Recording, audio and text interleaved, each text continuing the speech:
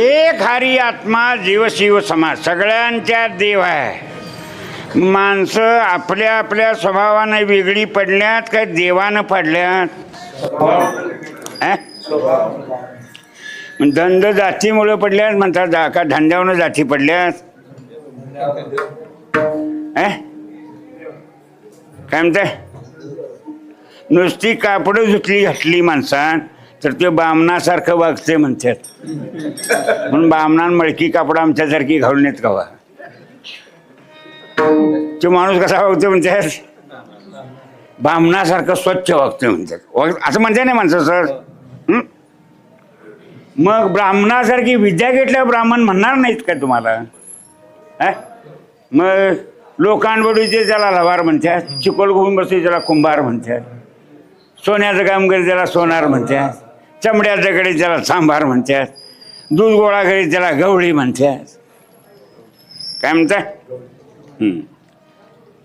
असं त्याला मिठीच मारून बसल्यात. कशाला? गवळी म्हटलं की मी गवळीच असं वाटतंय. देव सोडलं की प्रत्येक उपाधीला जीव मिठी मारून बसलेला आहे. आणि हे जेचं त्यानं केलंय उगच मग सांगून ऐकन असं म्हटल्या आई तसं राहावा म्हणून देव म्हणले मी सांगतोय. चातुर्वर्णे मया श्रुतम गुणकर्म विभागशा. काय सांगितलं? तुमच्या गुणाने कर्मानं विभाजन करून मी तुम्हाला जसं पटतंय तसं राहावा, लांबड लावायची नाही. मग माणसं जे धंद करतात ते आपल्या आपल्या आवडीन करतात का देवाच्या आवडीन करतात का धर्माच्या? काय म्हणता? मग कोणत्या धंद्यात फायदा आहे? तो धंदा करतात. मग कोणी काय म्हणलं त्याला कशाला रुसायचं? तुका म्हणे आता देवा का रुसावे, कर्माचे पुसावे काय केले. होय ना? अशी श्रीत आहे म्हणजे सगळे जगातलं दाबून ठेवायचं. हे का सांगितलं तर विविध भेद आहे आणि विविधता आहे ते आमच्या तुमच्या वागण्यात आहे.